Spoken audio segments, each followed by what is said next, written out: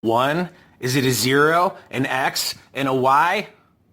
The infinite third position of quantum computing? Which one are you choosing to view life through? Perhaps a person of faith looking at all things with a mathematical certainty of looking at the horizon, where two people would look at the horizon together and they would not disagree that in fact they were looking at the horizon, that the opinion of the horizon would be a waste of time because it was a visual certainty for the both of them. They would then find out that looking at the same horizon, they may find things in the horizon that the other had not yet seen and perhaps point them out so that one could show the other one a more full version of what it would be like to look at the horizon. And then you look at the fact that that was based on Horus's sun, which rose when the sun rose, as a version of hope, because in the darkness, as you tried to survive, to stay alive, the only thing that you had hope in was that the sun was going to rise, and with that, shine the light upon the situation you were in. And God then would have justice upon the situation. And inasmuch as you have the advocate of Christ to stand with and in front of you, in front of the eternal accuser, the dark Lord that will have you stand on the horizon instead of seeing the horizon for its mathematical certainty, for instead of seeing Horus's sun for its absolutely historical importance, or the idea of the risen Christ in the sense that a senseless cycle of scapegoat violence where a culture feels good about the actions, good, bad, indifferent, illegal, legal, made up or not, whatever it takes to win. Are you still existing in a place where you're turning the other cheek and you are living a life of nonviolence because there's no violence in the horizon?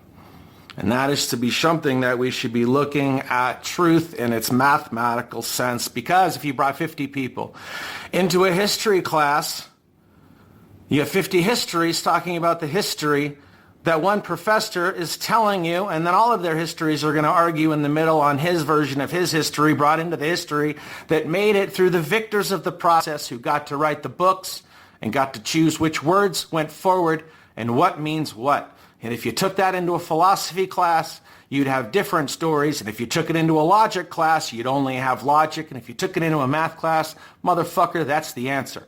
So if you understand the order of operations, then you work them with the information that you have, and you come out with an ordered response in the sense that, guess what? Below the equal line is what it equals. But if you go into the process, in this life process or a mathematical process, in a disordered sense, in the sense that you're arguing about the horizon, you're arguing about mathematics, you're arguing about somebody's ability to argue.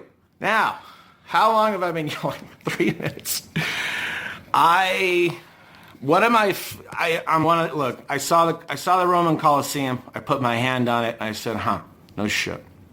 I thought it was funnier that Japanese tourists were taking pictures of me because I was so fat and they hadn't seen anything like it. So more importantly, that was probably the lesson that I needed to learn at that standpoint. So whether you're standing on the islet of Mykonos, whether you're touching the ancient Colosseum, whether I'm talking to you in this phone right now, the existence of our reality is here in its totality and its fullness. And how are you navigating and negotiating those things? That being said, I just like to go to places once, and I love comedy. The energy at Downtown Comedy Works, it's a fucking home run derby with the lights out or with the wind blowing out. And the South Club is that version in a beautiful theater. And if you want to go to Acme, that feels like you're getting a hug from your grandma. And if you love, and it's very much the same as a Go Bananas and the Attic in Bloomington, are very similar in the sense that low stage right in front of you, also working to the right.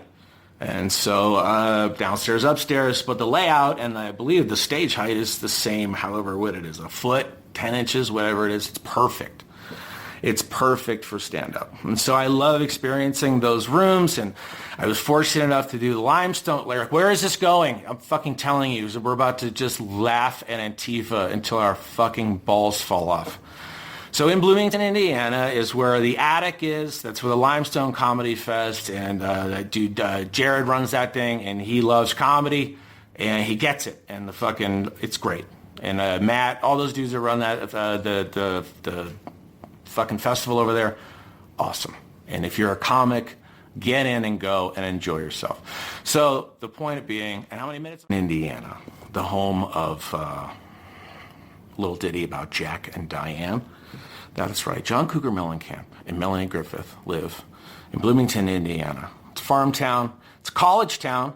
From that movie Quicksilver, I believe, where they were riding the bikes. There was a coffee shop I went to that I think had an homage to that, an homage. And because it's a college campus, because you have liberal politics, because that everything is a war with the left and it is nothing about economic destruction, that somehow a nonprofit group went through a message board and found out the members of this message boards that were saying things anonymously. They attached the anonymous accounts to these real people in their world, doctors, cops, people in the military, did I say cops, physicians, and this lady who lived in Bloomington, Indiana, who ran an organic farm. So I'm not lost upon the fact that it's hilarious that you would want 100% organic, pure, no pesticides, no fungicide. In the same way, these people suppose that you want a pure race, you want pure fruit and vegetables. Heaven forbid humans have supremacy amongst themselves as people, our leaders, and tell humans the supreme way to live in the very mimetic sense that there is the supreme being above us, and are you then existing inside the loop of non-judgment, inside the loop of fully being, inside the loop of fully enjoying nature for what it is. It's not a manufactured crisis, no matter how fucking much Elizabeth Warren's voice is cracking on whatever TV puts her fucking limp ass on. All right? So, the ADL goes and finds all of these people. They out them. Antifa, Bloomington Antifa, B-Town Antifa, as they are known. I don't believe there was a giant, that seems like, is that cultural appropriation? That you would add town to the letter that your city belonged in to give yourself even more of a hip-hop vibe to your anti-fascist workings as you do what?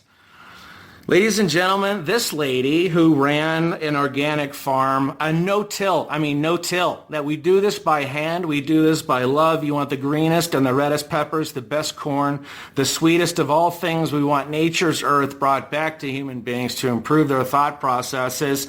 Nope. Hey, lady, you said something bad on a message board. Now we're standing in front of your booth at a farmer's market yelling, why do you hate the Jews? All of a sudden, this lady is now banned from her farmer's market. It's been going on since 2016. The only thing that they can lay claim to as a success is they now have to fucking troll and patrol a farmer's market that exists one day a week in the summer as they try to remove this lady from the president of the board of her own farmer's market, ladies and gentlemen. And now they've shut the whole thing down for 2 weeks as they figure it out. And then is an adult in the room going to go, hey, fuckface? And I believe it was Bill Burr who said this, and God bless him for saying it. He said, if I've said something that offended you in the past, then do me a favor. Build a time machine and take us back there, and we'll watch it, and I'll apologize to you. And until you can do that, go fuck yourself. And that should be the way that we deal with poor thinking. Because if the best thing that you can say in your fight against anti-fascism is that you made a farmer's market one fucking booth safer, you fucking idiots, you fucking losers. How sad is this? How sad is this that this is the totality of your win? And the mayor looks the other way. He blames Donald Trump. He blames the rhetoric. He blames everything except for the fact that these idiots are going to rule a farmer's market where a culture and an economy and a community come together to enjoy organic. You brought the inorganic lies of culture into an organic market, and no one's surprised that it smells like GMO corporate paid shit. God bless America.